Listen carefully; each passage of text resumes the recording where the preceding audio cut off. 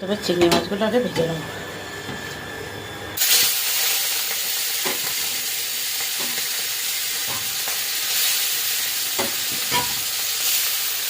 কালো জিরা, শুকনো লঙ্কা, তেজপাতা দিয়ে দিলাম। এবার দিয়ে দিলাম পেঁয়াজ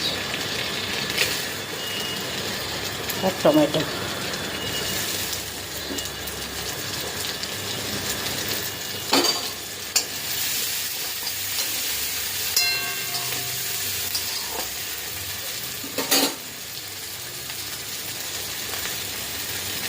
কালো জিরা, পেঁয়াজ, টমেটো দিয়ে ভাজা ভাজা করে নিলাম, শুকনো লঙ্কা। আর এবার দিয়ে দিচ্ছি পোস্ত আর জিরে আর লঙ্কা বাটা।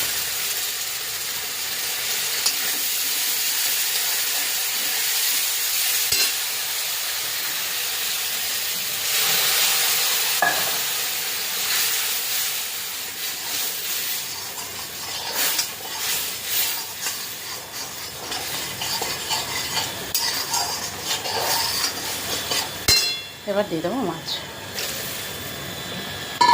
এবার 10-15 মিনিট মতো জাল দেবো, দিয়ে নামিয়ে দেবো। হয়ে গেছে আমার চিংড়ি পোস্ত, একদম রেডি।